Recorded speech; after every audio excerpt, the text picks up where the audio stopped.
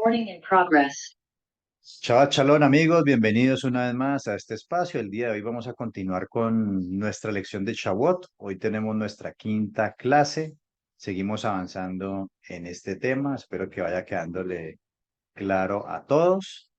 Voy a compartir mi pantalla para que continuemos con nuestra lección el día de hoy.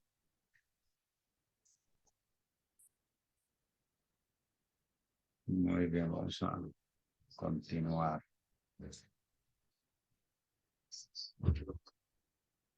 La última clase habíamos quedado en la profecía del profeta Jeremías, ¿no? Precisamente aquí del nuevo pacto. Habíamos visto, rebobinando la clase, que el pueblo escuchó, cuando se paró frente al monte, el pueblo escuchó los mandamientos, escuchó las 10 declaraciones, tuvo miedo, le dijo a Moisés que subiera y que él les compartiera el resto de los mandamientos, porque tenían miedo de morir al escuchar la voz del Creador.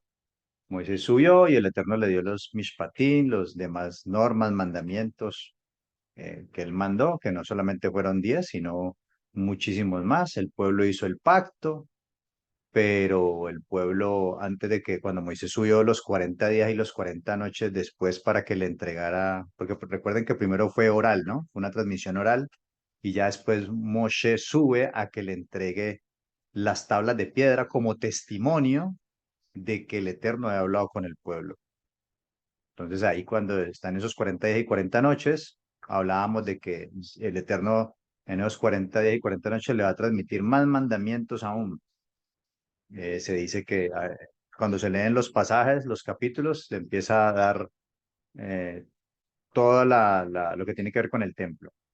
Pero en ese proceso que Moisés se demora, el pueblo hace un becerro de oro, que fue lo que estuvimos viendo la semana pasada, hace un becerro de oro, peca contra el Eterno, viene Moshe, desciende, rompe las tablas de piedra, pero luego él intercede por el pueblo para que le perdone el pecado. Y el Eterno va a renovar ese pacto. Moshe va a hacer las tablas de piedra esta vez, va a subir con las dos tablas de piedra hechas por él, y el Eterno va a volver a escribir en esas tablas. Ahí se renueva el pacto y hablamos de que eso era una sombra profética de lo que iba a pasar, porque después, más adelante, estuvimos viendo que el pueblo de Israel siempre la constante fue rebelarse al Eterno, de no oír su palabra, sus mandamientos. O sea, el pacto era que el pueblo se comprometía a oír la palabra del Eterno y guardarla, es decir, ponerla por obra, todos estos mandamientos. Y así sí iba a ser su especial tesoro, y iba a ser una nación santa, una nación apartada, un reino de sacerdotes. Y el Eterno iba a ser su Elohim, que lo iba a proteger. El pueblo constantemente iba a entrar en ese círculo vicioso de que iba a quebrantar los mandamientos, iba a ir detrás de otros dioses. Y llega un momento donde Israel se divide en la casa de Israel al norte y la casa de Judá al sur, y continuamente se desviaron, entraron en pecado. Finalmente leímos la semana pasada en el libro del profeta Jeremías que el Eterno le iba a dar carta de repudio, o sea, carta de divorcio a la casa de Israel. La casa de Judá, aunque también pecó, no le fue a dar carta de divorcio. Y veíamos en ese contexto, hablando del profeta Jeremías, que el Creador les iba a prometer que iba a haber un nuevo pacto, que es el que estamos viendo aquí, que el nuevo pacto era el nuevo pacto con la casa de Israel y con la casa de Judá, no como el pacto que hice con sus padres el día que tomé en su mano para sacarlos de la tierra de Egipto, porque ellos invalidaron mi pacto, aunque fui yo un marido para ellos, dice Adonai. Pero este es el pacto que haré con la casa de Israel después de aquellos días, dice Adonai. Daré mi Torá, sí, la palabra hebrea que aparece ahí es Torá. Daré mi Torá en su mente. Kereb es la palabra que aparece ahí en hebreo, que tiene que ver con interior, con entrañas, o sea, es decir, con lo más profundo. En algunas otras traducciones habla de daré mi ley en su interior y la escribiré en su corazón, lo cual siempre cuando estudiamos la Torah vemos que el propósito del Eterno siempre era escribir esas leyes en el corazón, y por eso mandaba al pueblo a que repitieran, repitieran, repitieran. ¿Sí? En el Shema dice: oye Israel, el Señor vuestro Elohim uno es, y amarás al Señor tu Elohim con todo tu corazón, alma, mente y recursos. Y estas palabras que yo te mando hoy estarán sobre tu corazón y las escribirás, y se las repetirás a tus hijos cuando se acuesten, cuando se levanten, y las escribirás como una señal en tu frente y en tus manos y en los postes de tus puertas. Bueno, siempre el propósito fue de un principio que estuviera en el corazón. Y eso es lo que quería hacer el Eterno, escribir esa Torá en el interior del pueblo y en el corazón. Dice, yo seré a ustedes por Elohim y ustedes serán por pueblo. Es decir, que ya no iba a ser escrita en tablas de piedra, sino que en esta renovación de este pacto, hablábamos de la palabra Hadash, nuevo, renovación, en esta renovación de este pacto, él la quería escribir en el corazón ya, ¿sí? Bueno, y estuvimos estudiando sobre eso. El día de hoy vamos a continuar y quiero iniciar con algo importante. Algo importante, ¿por qué? Porque normalmente nosotros escuchamos, si les pregunto a la mayoría, o en un contexto de los campamentos católico-cristianos, ¿dónde empieza la iglesia? Y me van a responder que la iglesia empieza en Hechos capítulo 2, que vamos a ver si lo alcanzamos a estudiar el día de hoy, creería que sí. Pero cuando estudiamos la escritura nos vamos a dar cuenta que la iglesia del Creador no surgió precisamente ese día, sino que ya había surgido precisamente en este contexto de la liberación de Egipto, en el contexto de la manifestación Mahamar Sinai, en la manifestación del Eterno al pueblo en el monte Sinaí, en el contexto del pacto, de la entrega de las tablas, en el contexto de la formación del pueblo de Israel como nación, en el contexto de la liberación del pueblo de Israel. Ya se iba a establecer como una nación. Y es ahí, en Deuteronomio 9, versículo 9, donde nos dice lo siguiente. Cuando yo subí al monte, o sea, recuerden que Deuteronomio es previo a Josué, ya cuando van a entrar a la tierra prometida. Entonces, Deuteronomio es como una Mishnah, un Mishneh, una repetición de la ley, una repetición de la ley. Empiezan, ese libro es recordándole al pueblo todas las leyes antes de entrar a la tierra. Y ahí empiezan a recordar todos los sucesos también. Y en Deuteronomio 9:9 nos dice lo siguiente, cuando yo subí al monte, está hablando Moisés, cuando yo subí al monte para recibir las tablas de piedra, las tablas del pacto que Adonai hizo con vosotros. Estuve entonces en el monte 40 días y 40 noches sin comer pan ni beber agua. Y me dio las dos tablas de piedra escritas con el dedo de Elohim. Y en ellas estaba escrito según todas las palabras que os habló Adonai en el monte, de en medio del fuego, el día de la asamblea. ¿Sí? Ese día de la asamblea, en hebreo, es la palabra que aparece originalmente ahí, es la palabra cajal. Y esa palabra cajal, sí, es lo que se traduce como asamblea, compañía, concurrencia, congregación, sí, conjunto, estirpe, fiesta, gente, multitud, pueblo, reunión, reunir tropa o turba. Eso es lo que se ha traducido como asamblea, la palabra cajal. Pero resulta que en el siglo III, antes del Mesías, se va a llevar a cabo la primera traducción de los textos hebreos, es decir, del Tanaj hebreo, es decir, lo que se conocería en el mundo cristiano como el Antiguo Testamento. Se va a llevar a cabo la primera traducción de este Antiguo Testamento, Tanaj, al griego. ¿Sí? ¿Quién fue el que dio la orden? Un faraón griego.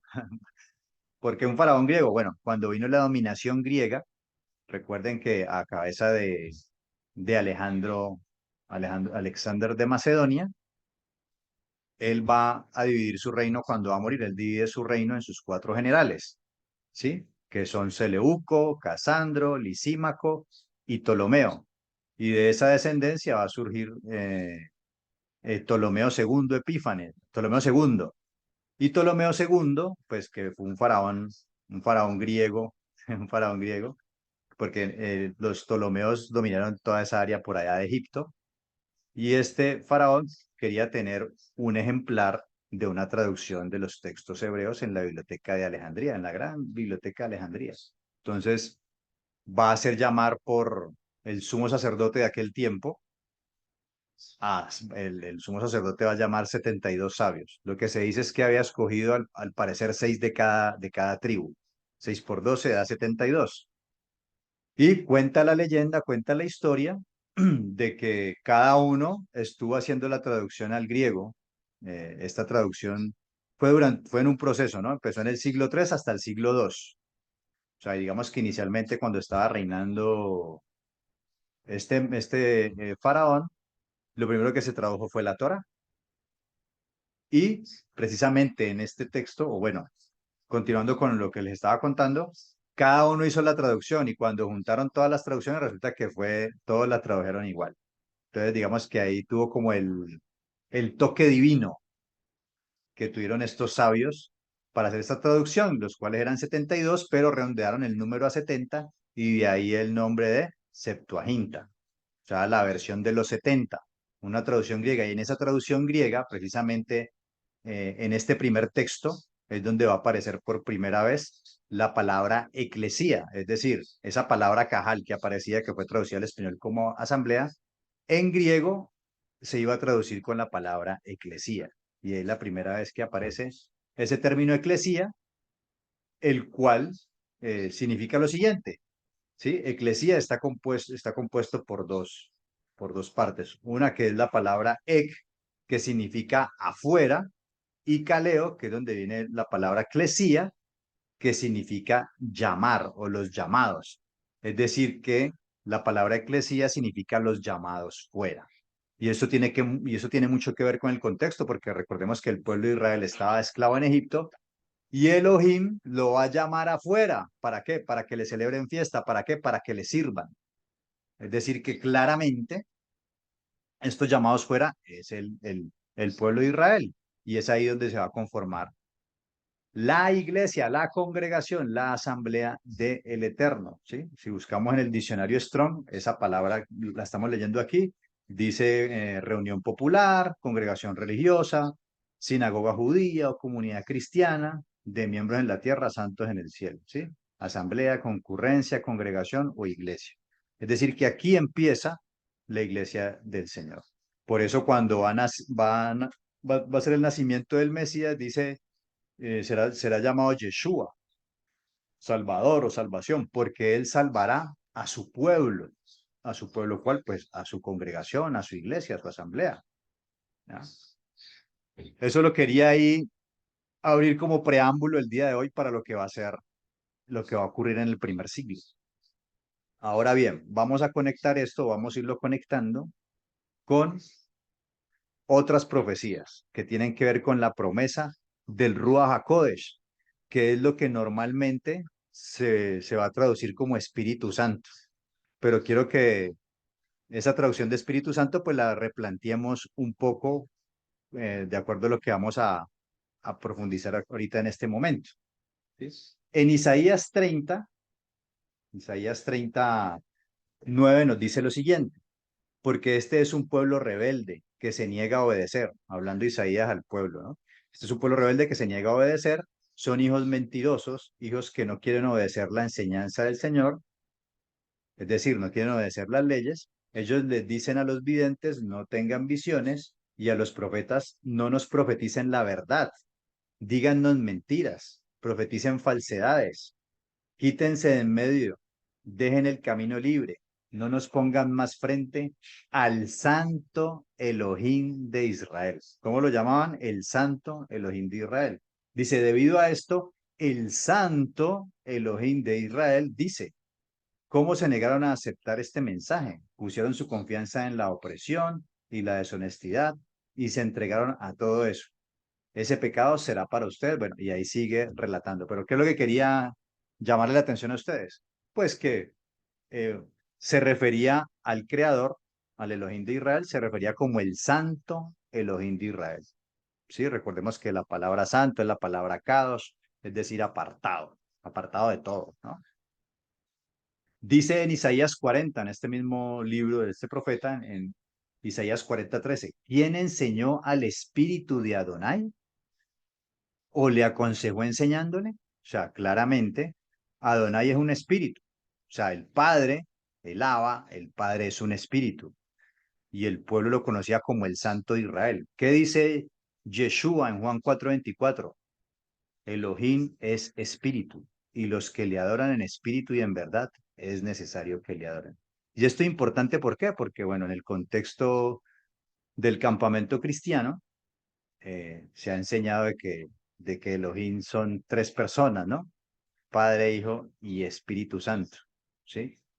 Y cuando nosotros leemos la escritura, de hecho el mismo Yeshua, le preguntan cuál es el mandamiento más importante y él que va a contestar: Oye Israel, escucha y obedece. Adonai vuestro Elohim, Adonai uno es. Y amarás al Eterno tu Elohim con todo tu corazón, alma, mente y recursos. Bueno, resulta que Adonai el Padre, dicho por Yeshua, es un espíritu.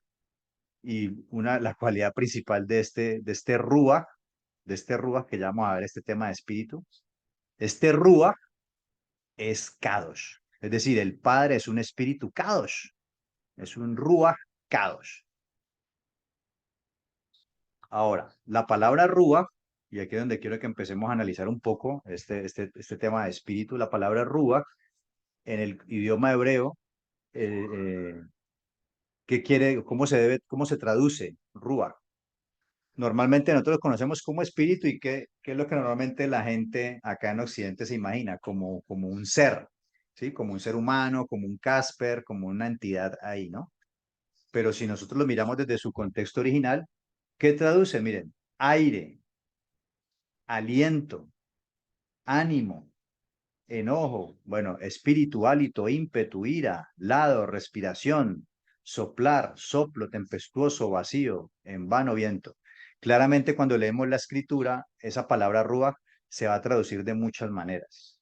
Digamos que en el contexto occidental se ha encasillado mucho ruach con espíritu y normalmente la gente se imagina la tercera persona de una trinidad o como una entidad.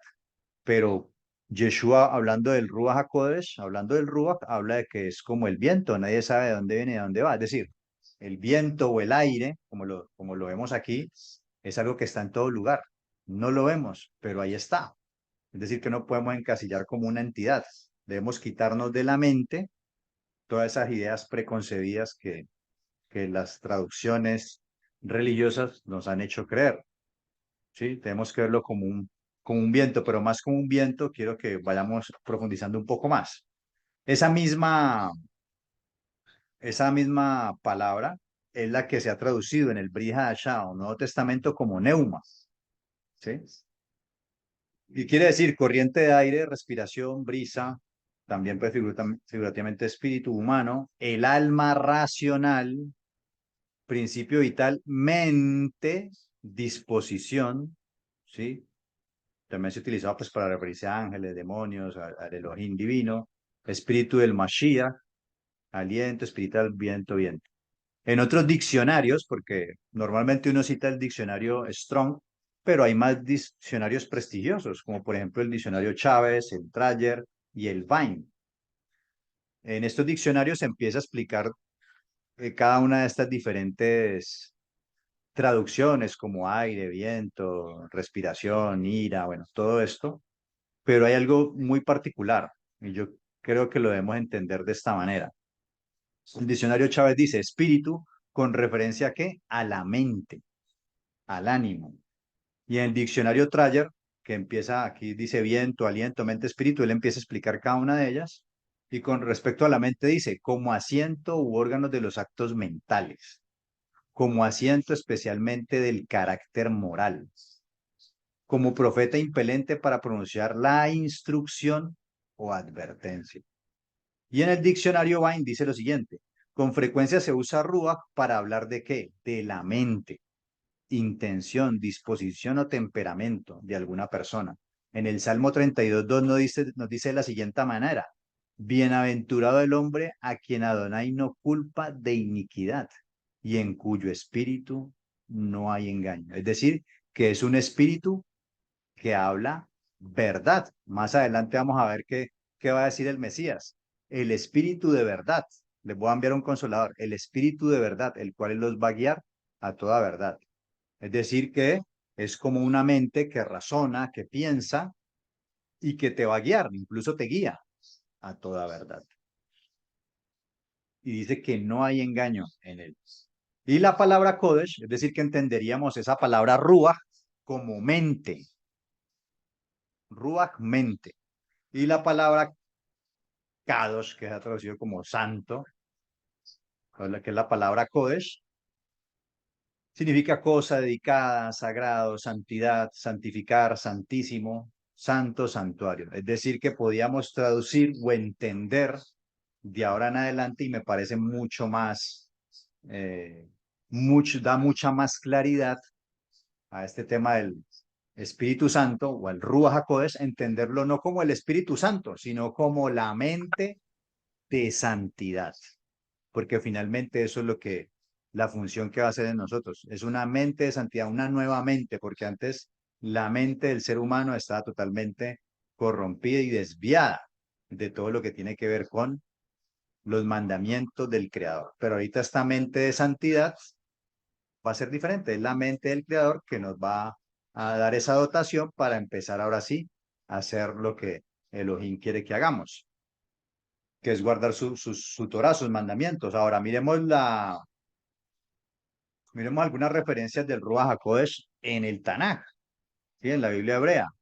Lo vemos en la creación, cuando dice en un principio, el Ruach de Elohim se campeaba sobre las aguas y esa mente empezó a dar órdenes y se empezó a formar todas las cosas, ¿sí? Vemos también, por ejemplo, en ese mismo contexto de la revelación de la Torá, cuando le está dando los mandamientos, dice en Éxodo 31:2, mira, yo he llamado por nombre a Bezalel, hijo de Uri, hijo de Hur, de la tribu de Judá, y lo he llenado del espíritu de Elohim, en sabiduría y en inteligencia, en ciencia y en todo arte para inventar diseños.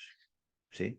Vemos también en los salmos escritos por David, David que fue rey de Israel, que fue un profeta además, dice, después de que él había pecado, ¿no? Con Betsabé y Urías, su esposo, dice, no me eches de delante de ti y no quites de mí tu Santo Espíritu, tu Ruach HaKodesh, referencia al Eterno.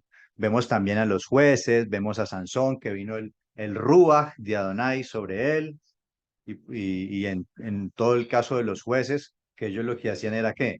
Hacer que el pueblo volviera a encaminarse en la obediencia al Eterno. Lo mismo los profetas, Isaías, Jeremías, Ezequiel, Daniel, todo lo que los profetas hablaban era acerca de hacer volver, de hacer que el pueblo hiciera teshuva, se volviera, se arrepintiera de su mal camino, de estar adorando a otros dioses, de no obedecer las palabras del Padre y que se volviera al Eterno.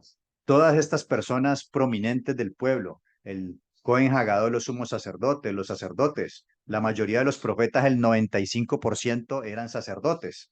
Todas estas personas eran ungidas. Todas estas personas eran ungidas y esto quiere decir que eran llenos del Ruach HaKodesh. En aquel tiempo, en el Tanaj, solo unos cuantos eran llenos de esa presencia divina, ¿sí? Reyes, profetas, jueces, los sacerdotes, pero no todo el mundo, solamente unos cuantos los que el Eterno escogía. Por eso vimos ahí el caso de Bezalel, que él escogió a unos, en el caso de los jueces, a Sansón y bueno, y a todos los demás, que lo podemos ver en el libro de los jueces. Y el Ruach de Adonai vino sobre tal juez, sobre tal persona. No era algo que fuera para todo el mundo. Y los profetas, lo que siempre se iban directamente a los reyes a increparlos porque estaban haciendo desviar a toda la nación del pueblo, a adorar a otros dioses o a hacer cosas que no debían. Entonces los profetas dieron mensajes, valga la redundancia, proféticos de aquella unción o derramamiento del Ruach, de la mente de santidad sobre el Mesías y sobre la comunidad fiel al eterno y al verdadero Elohim. Sobre el Mesías, por ejemplo, tenemos aquí dos testimonios. En Isaías 42:1 dice, he aquí mi siervo, yo le sostendré, mi escogido, en quien mi alma tiene contentamiento. He puesto sobre él mi espíritu, mi ruach. Él traerá justicia a las naciones. Y en el mismo libro del mismo profeta Isaías 61:1 dice, el Ruach de Adonai, Elohim, está sobre mí, porque me ungió Adonai. Me ha enviado a predicar las buenas nuevas a los pobres, que ya sabemos que en el libro de Lucas está Yeshua en la sinagoga leyendo este texto y dice que esa escritura se ha cumplido en él, en ese día. Ahora, también, o sea, no solamente iba a venir el Ruach sobre el ungido de Adonai, que iba a ser el Mesías Yehoshua, sino sobre el pueblo. Había unas profecías que también sobre el pueblo iba a ser derramada esta mente de santidad. Y tenemos, por ejemplo, en el libro de Ezequiel. Recuerden que Ezequiel vivió, recuerden que vino la división en el siglo X, año 931. Vino la primera cautiverio asirio en el 722, 721 antes del Mesías. Luego vino el cautiverio babilónico para la casa de Judá en el 586, por ahí, por esa época. Y Ezequiel va a vivir, va a nacer en el cautiverio babilónico, va a nacer allá en Babilonia y él va a dar unas profecías. En esa época, pues el templo estaba destruido, todavía no habían llegado los persas a permitir que volvieran a Jerusalén y repararan las ruinas de Jerusalén. Él estaba ahí en medio de eso, templo destruido, en el exilio, y en medio de esto Ezequiel dice lo siguiente: por tanto día la casa de Israel, así ha dicho Adonai el Señor, no lo hago por vosotros, oh casa de Israel, sino por causa de mi santo nombre, el cual profanasteis vosotros entre las naciones a donde habéis llegado. Y santificaré mi grande nombre, porque recuerden que Israel se había dividido y tanto Israel como Judá, muchos de los habían llevado cautivos, estaban dispersos, o sea, y otros estaban ahí sometidos en el cautiverio babilónico. Dice, en las naciones donde habéis llegado, versículo 23, y santificaré mi grande nombre, profanado entre las naciones, el cual profanasteis vosotros en medio de ellas, y sabrán las naciones que yo soy Adonai, dice Adonai el Señor, cuando sea santificado en vosotros delante de sus ojos, y yo os tomaré de las naciones y os recogeré de todas las tierras, y os traeré a vuestro país. Esparciré sobre vosotros agua limpia y seréis limpiados de todas vuestras inmundicias. O sea, agua limpia, recuerden que purificación. Entonces, por eso dice, seréis limpiados de todas vuestras inmundicias y de todos vuestros ídolos os limpiaré. Os daré nuevo corazón y pondré ¿qué? Ruach. Pondré Ruach o una mente nueva dentro de vosotros. Sí, porque recuerden que ¿qué es Teshuvah? Teshuvah es un cambio precisamente como un cambio de mente, un cambio de perspectiva. Estaba por acá mi mente idolatrando, siguiendo ídolos y cambio de manera de pensar y me vuelvo al creador. Entonces, pondré una mente nueva dentro de vosotros y quitaré de vuestra carne el corazón de piedra y os daré un corazón de carne. Recuerden que el corazón, la palabra lev hebrea, tiene que ver con corazón, con mente. Sí, es decir, una nueva manera de pensar. Dice, y pondré dentro de ellos mi ruach, mi mente, y haré que andéis en mis estatutos y guardéis mis preceptos y los pongáis por obra, que es lo que no estaban haciendo y por eso se habían ido exiliados en cautiverio y estaban viviendo esta situación. Habitaréis en la tierra que di a vuestros padres y vosotros me seréis por pueblos y seré a vosotros por Elohim. Profecía de Ezequiel. Iba a poner mente, un corazón nuevo, una mente nueva, para que ahorita sí anden en los mandamientos, decretos y estatutos. Y luego tenemos en Joel 2:28. Sí, Joel sí vivió antes, fue un profeta de la casa de Israel, antes de que viniera el exilio del cautiverio, el cautiverio asirio. Sí, este, este Joel vivió en el 835 y el 796, antes de ese cautiverio. Y miren lo que dice Joel. Joel hablando acerca del final de los tiempos. En ese momento había venido una plaga de langostas sobre Israel y había acabado con todos los cultivos, venía hambruna, estaban pasándola mal. Y él a partir de ahí empieza a hablarle al pueblo para que hagan teshuvá y se arrepientan, ayunen, se vuelvan al Creador.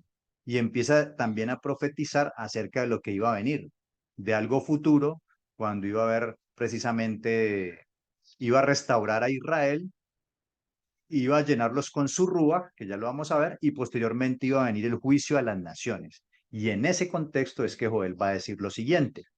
Dice, y después de esto derramaré mi mente, derramaré mi rúa sobre toda carne. y profetizarán vuestros hijos y vuestras hijas, y vuestros ancianos soñarán sueños y vuestros jóvenes verán visiones. ¿Sí? Algunos piensan que con las interpretaciones que hacen hoy, que profetizarán es adivinar el futuro, ¿no? Pues precisamente profetizarán es que harán que eran lo que hacían los profetas, hacer que el pueblo se volviera al Eterno. Esa es la función principal de un profeta. Y eso es lo que iban a hacer ellos. Iban a tener la palabra en sus bocas, en sus corazones, iban a empezar a guardar, iba a ser restaurado el pueblo. ¿Sí? Profetizarán vuestros hijos y vuestras hijas, vuestros ancianos soñarán sueños, vuestros jóvenes verán visiones, y también sobre los siervos y sobre las siervas derramaré mi mente, mi rúa, en aquellos días, y daré prodigios en el cielo y en la tierra sangre, fuego y columna de humo, señales pues de guerra. El sol se convertirá en tinieblas, la luna en sangre, señales en los cielos, antes de que venga el día grande y espantoso de Adonai, el día del juicio de las naciones. Dice, y todo aquel que invocare el nombre de Adonai será salvo, porque en el monte de Sión y en Jerusalén habrá salvación, como ha dicho Adonai, y entre el remanente al cual él habrá llamado. ¿Sí? Entonces tenemos aquí que el Ruach del Eterno es una característica principal del Ruach, del Abba, es que es santo, es Kadosh. Y él derramó ese Ruach inicialmente sobre algunas personas. En la renovación del pacto dijo que iba a colocar ese Ruach, dijo que iba a renovar el pacto, iba a colocar la Torah en su mente y en su corazón. ¿Sí? Ezequiel nos dice que para llevar a cabo eso va a colocar su Ruach dentro de nosotros, precisamente para escribir esas leyes en nuestro corazón y para ponerlas por obra. ¿Sí? Porque hasta ese momento, ¿qué problema para guardar esas leyes? Y Joel nos dice que el Eterno iba a derramar ya no su Ruach en algunos cuantos, como lo hizo en la antigüedad, y solo en el Mesías, y no solo en el Mesías, sino en todo el pueblo, en todos los creyentes. Y vamos a ver ahorita también cómo Yeshua va a hablar de estas promesas del Eterno y que van a llevarse a cabo un cumplimiento en ese primer siglo, en la época del Mesías. Tenemos el Ruach HaKodesh en el Brit Hadashah, y nos dice ahí en Lucas 1:13 lo siguiente, pero el ángel le dijo a Zacarías, no temas, porque tu oración ha sido oída, y tu mujer, Elizabeth, te dará a luz un hijo, y llamarás su nombre Johanán, o Juan, y tendrás gozo y alegría, y muchos se regocijarán de su nacimiento, porque será grande delante de Adonai, y no beberá vino ni sidra, y será lleno del Ruach HaKodesh, la mente de santidad, aún desde el vientre de su madre, y hará que muchos de los hijos de Israel se conviertan al Señor Elohim de ellos. ¿Por qué? Porque en el primer siglo muchos estaban desviados del camino, no estaban desobedeciendo. ¿Y qué es lo que viene a hacer Juan? A enderezar el camino, a hacer que se conviertan, convertir, que se vuelvan, que hagan teshuvá, que se arrepientan. Es decir, que cambien de manera de pensar, cambien de mente y se vuelvan al bendito. Y hará que muchos de los hijos de Israel se conviertan al Señor Elohim de ellos, e irá delante de él con el Rúa y el poder de Elías, para hacer volver los corazones, ¿sí? El contexto hebreo, corazón, tiene que ver con mente, los pensamientos, para hacer volver las mentes, los pensamientos de los padres a los hijos y de los rebeldes a la prudencia de los justos, ¿sí? En el contexto hebreo, justos, sadikim o sadik, y ese término eres un justo, es alguien que es obediente a Elohim. Estas personas eran desobedientes y ¿qué es lo que iba a hacer Juan? Y para eso iba a ser lleno del Ruach, de la mente, para hacer que esta gente se volviera al Eterno. ¿Y qué es volverse al Eterno? Volver a oír su voz, guardar sus mandamientos, volver al pacto. Si ustedes oyen mis palabras y las guardan, las ponen por obra, serán mi especial tesoro. Am Segulá, mi pueblo protegido, un reino de sacerdotes y gente que me sirve, gente santa. Dice, para preparar al Señor un pueblo bien dispuesto. ¿Sí? Y luego tenemos, y recordemos que Yeshua dijo que de los nacidos de mujeres no ha habido un más grande profeta que Juan, que Johanán, que era su nombre original. ¿Y cuántos milagros hizo Johanán? Ninguno. Él lo único que hizo fue predicar, el arrepentimiento. Arrepiéntanse, vuélvanse a guardar los mandatos del Eterno. Están rebeldes y desobedientes. Eso fue lo único que hizo. Y luego viene Yeshua y en Juan 14:15 miren lo que nos dice. Juan 14:15. Si me amáis, guardad mis mandamientos. Ustedes dicen que me aman, guarden mis mandamientos, guarden mi Torah. Y yo rogaré al Padre y os dará otro consolador para que esté con vosotros para siempre. Entonces, mire, aquí esto dice, el espíritu, el ruach, la mente de la verdad, al cual el mundo no puede recibir, porque no le ve ni le conoce. No le ve, ¿por qué? Porque es como un viento. Pero vosotros le conocéis, porque mora con vosotros y estará en vosotros. Es una mente, una conciencia racional que me exhorta, que me redarguye de pecado y me dice, eso que estás haciendo no está mal. Y me recuerda, me guía, me dice, la palabra de Hashem dice lo siguiente, tú estás haciendo lo contrario, estás pecando. Y eso hace que vuelvas y te encamines. Pero mire lo interesante, si me amas, guarda mis mandamientos y yo rogaré al Padre. Es decir, que ya tú estás guardando mandamientos, te has arrepentido, estás empezando a caminar.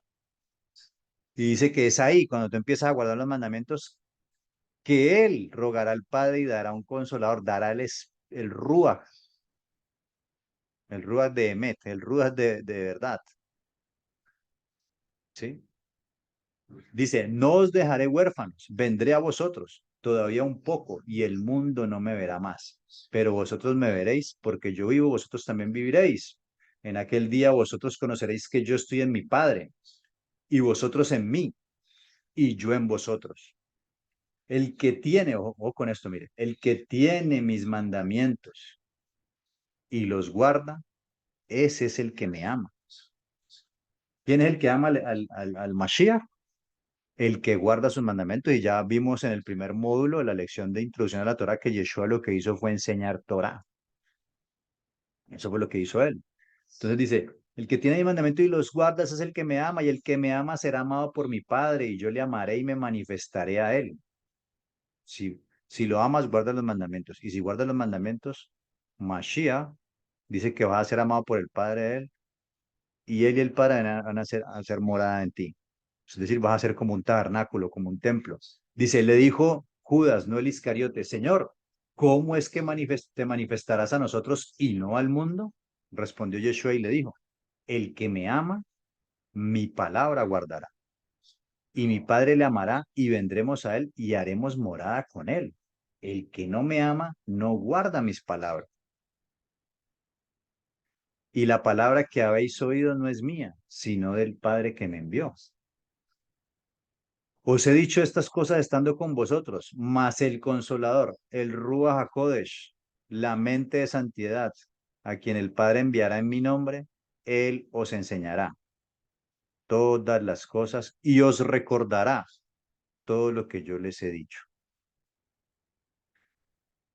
¿Sí? Mire que todo se alinea para volver a restablecer el pacto. Yeshua vino a renovar el pacto. ¿Sí? El pacto que decía Jeremías, este es el nuevo pacto que haré con la casa de Israel y Judá. Yeshua se levanta en la cena y les dice, esta copa es el nuevo pacto en mi sangre. Es la renovación del pacto en mi sangre. Y precisamente para eso les está aquí dando la promesa del Ruach HaKodesh, que de acuerdo a lo que dijo Ezequiel, es el Ruach que va a venir a escribir esa Torah en nuestra mente y en nuestro corazón, a guiarnos a que guardemos las palabras del Eterno, a que no, y que se lo va a dar a todos los creyentes, para que no sigamos como un pueblo rebelde, desviándonos cada nada del camino del Eterno. Y entonces ahí cuando viene ya en Hechos capítulo 1, digamos introduciéndonos ya aquí, después de que muere el Yeshua, Yeshua muere y resucita, y dice, vayan y hagan discípulos, ¿no? A todas las naciones enseñándoles a obedecer lo que yo les he enseñado. Pero en Hechos 1, escrito por Lucas, él va a recapitular escribió el libro de Lucas y también este segundo tratado de Hechos. Y va a decir lo siguiente en Hechos 1:1. En el primer tratado, oh Teófilo, hablé acerca de todas las cosas que Yeshua comenzó a hacer y enseñar hasta el día que fue recibido arriba, después de haber dado mandamientos por el Ruach HaKodesh a los apóstoles que había escogido. Sí, Teófilo al parecer era una persona prominente que le había pues pedido el favor a Lucas que le hiciera, le escribiera todo lo que había acontecido con lujo de detalles. Dicen algunos, en el primer siglo hubo creo que fue un sumo sacerdote, o no me acuerdo si era un sacerdote, aquí se me va aquí en este momentico, está en los registros de que había un sacerdote, un sumo sacerdote llamado Teófilo.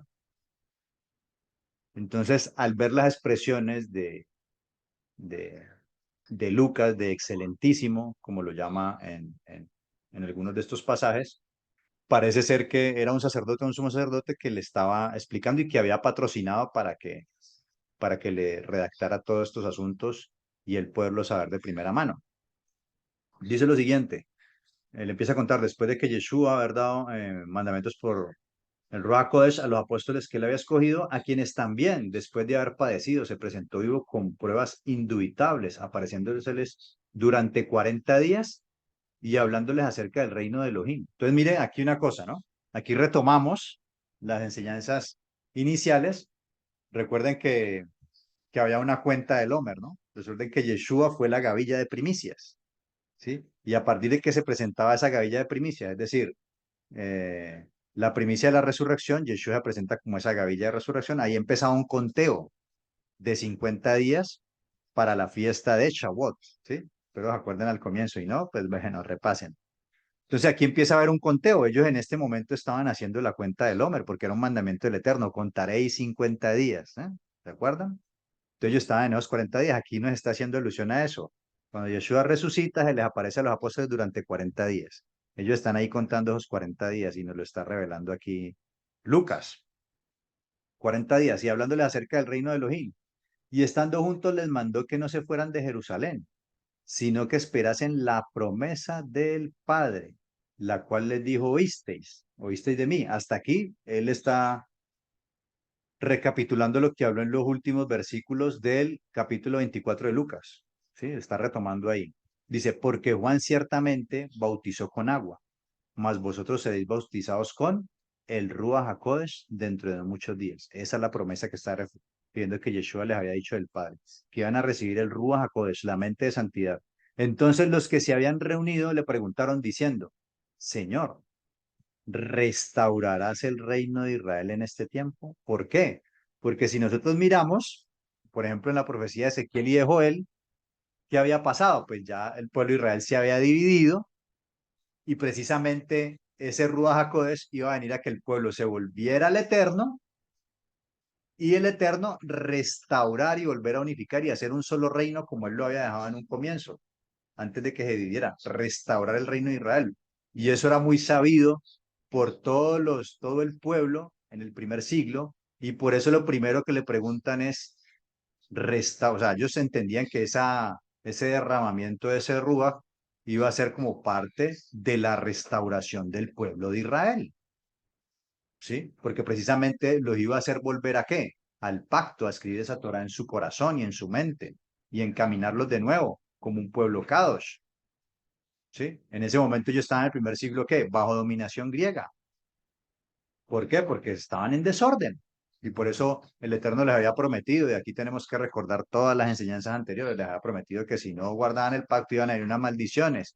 Y unas de esas eran exilios, cautiverios y estas situaciones de dominios de otras naciones. Entonces, pero ellos preguntan, ¿restaurarás el reino de Israel en este tiempo? ¿Y qué les contesta el Mashiach? Y él les dijo, no os toca a vosotros saber los tiempos o las sazones que el Padre puso en su sola potestad, pero recibiréis poder cuando haya venido sobre vosotros el Ruach HaKodesh. Y dice por ahí en un texto, creo que es en Timoteo, porque vosotros no habéis recibido espíritu de Ruach de cobardía, sino de poder, amor y dominio propio. ¿Sí? Entonces dice, recibiréis pues, me seréis testigos en Jerusalén, primeramente, en toda Judea en Samaria y hasta el último de la tierra. Entonces, mire, Jerusalén, pues ahí en Judea, en lo principal donde estaba el templo, donde se congregaban que en las celebraciones importantes, pues todos los judíos, ¿sí? Subían al templo a adorar, en los Shalosh Regalim, en la fiesta de peregrinación, en toda Judea, ¿sí? Que es donde estaba pues el pueblo, los que no estaban en dispersión, en Samaria. En Samaria, recuerden que en Samaria también estaban los samaritanos y que Yeshua estuvo allá incluso con la mujer samaritana, ¿sí? Que eran los antiguos israelitas cuando se dividió el pueblo y que Asiria estableció una capital Samaria. Bueno, van a pasar muchas cosas ahí, pero ahí están los samaritanos que hasta el día de hoy todavía están y que ellos no lo veían como si fueran gentiles, ¿sí? Sino judíos, samaritanos y gentiles, veían ellos así. Dice, y hasta lo último de la tierra, es decir, a todas las naciones. ¿Por qué? Porque había que cumplir con el propósito de Elohim de la promesa que le hizo a Abraham. En ti serán benditas todas las naciones de la tierra. Entonces, recuerden que Elohim escogió a Israel ¿para qué? Para que mostrara sus buenas obras, sus actos de justicia, guardando la Torá, y fuera luz a las naciones, llenos de sabiduría y entendimiento por esa palabra del Creador. Y las demás naciones vendrían a ellos a querer conocer de ese Elohim. Y así se iban a apartar de toda esa idolatría. Ese era el propósito. Israel no lo estaba cumpliendo. Viene el Mashiach y vuelve a renovar eso, a tratar de restaurar eso y a mandar a que cumplamos con el propósito con el cual Elohim nos mandó. Y para eso nos va a dar su Ruach, precisamente para que exhibamos no solamente porque cuando recibimos el Ruach somos salvos, sino para exhibir las buenas obras que el Eterno nos ha dicho que debemos cumplir, que son guardar sus mandamientos como hijos obedientes. Dice, y me seréis testigo, bueno, Jerusalén hasta el último de la tierra, y habiendo dicho estas cosas, viéndolo ellos, fue alzado y le recibió una nube que le ocultó de sus ojos. Y estando ellos con los ojos puestos en el cielo, entre tanto que él se iba, he aquí, se pusieron junto a ellos dos varones con vestiduras blancas, los cuales también les dijeron, varones Galileos, ¿por qué estáis mirando al cielo? Este mismo Yeshua, que ha sido tomado de vosotros al cielo, así vendrá como le habéis visto ir al cielo. Entonces volvieron a Jerusalén desde el monte que se llama el Olivar. O sea, ellos estaban en ese momento en el monte de los Olivos.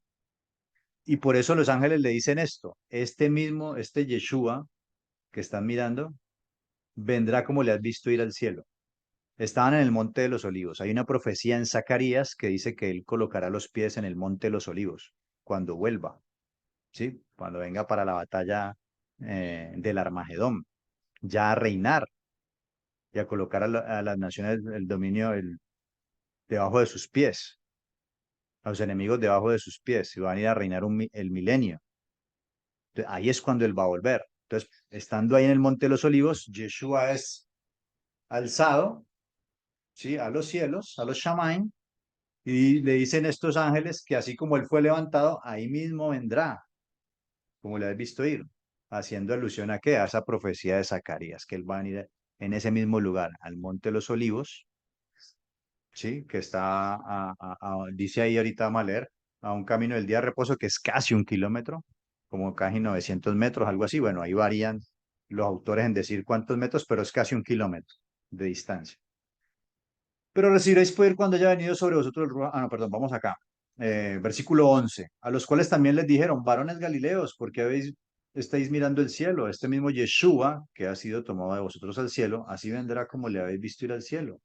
Entonces volvieron a Jerusalén, desde el monte que se llama el Olivar, el cual está cerca de Jerusalén, camino de un día de reposo. Es decir, lo que les digo, casi 1 kilómetro.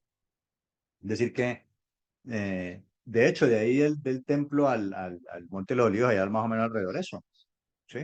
1 kilómetro.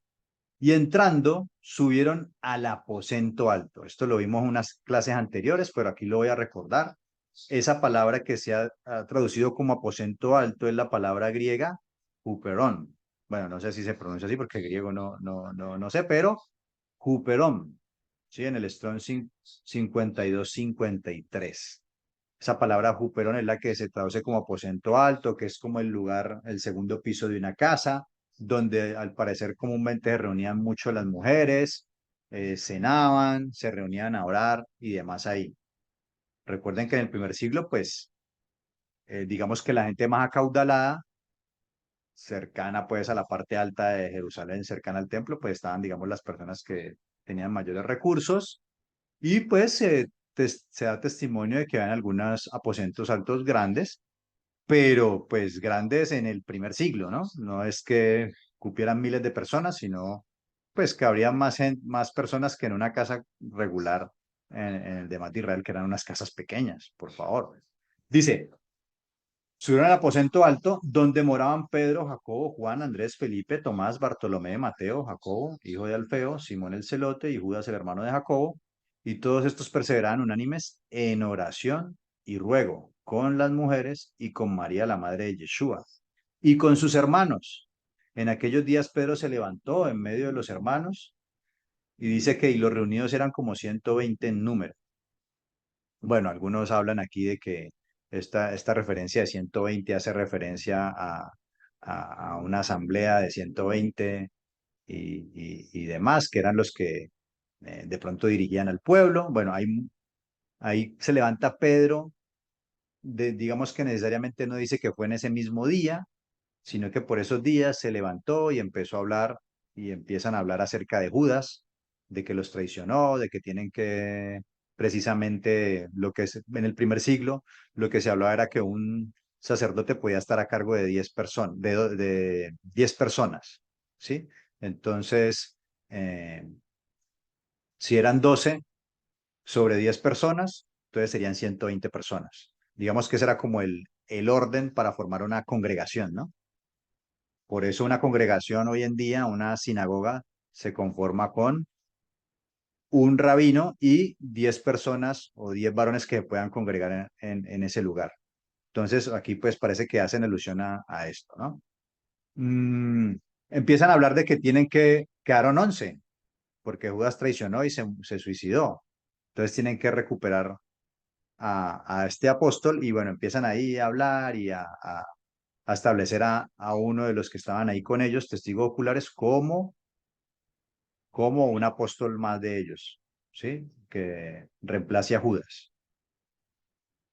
Después de esto, llega el famoso día de Pentecostés, pero siendo las 11:30, creo que vamos a dejarlo hasta ahí, para no dejarlo ahí corto. Va a llegar el día de Pentecostés, ¿sí? Y quiere decir que después de que Yeshua resucitó y se le presentó a ellos 40 días y 40 noches, les dice, espérense, quédense en Jerusalén y van a recibir poder.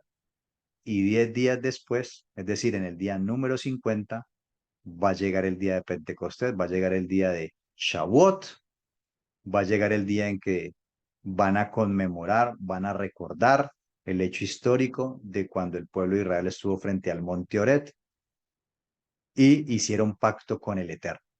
Recibieron la Torá y hubo un matrimonio entre el pueblo de Israel y Hashem, el Elohim de Israel. Así que, y esto pues está en testimonio en los rollos de Qumran, así también lo veían los esenios, ¿sí? Que digamos que son los manuscritos más antiguos que se han encontrado, que datan del siglo II antes del Mesías, también da testimonio de que lo que se celebraba ahí, lo que se conmemoraba, pues era precisamente la entrega de la Torá al pueblo, que tiene que ver con todo lo que estamos hablando el día de hoy. Así que dejémoslo hasta aquí para que precisamente entremos en materia el próximo Shabbat, ya con precisamente en esta conmemoración de la entrega de la Torá, va a ser entregada la mente de santidad. ¿Para qué? Para guardar esa Torá que fue dada en el monte Sinai. Así que mis amados, vamos a dejarlo hasta ahí, vamos a orar, vamos a darle gracias a Hashem por su misericordia y su bondad. Padre bendito, te damos toda raba, te damos gracias porque eres bueno y para siempre tu misericordia, Padre. Te damos total agradecimiento porque nos abres los ojos, dispones nuestra mente y nuestro corazón para oír tu voz y tu palabra, Padre bendito.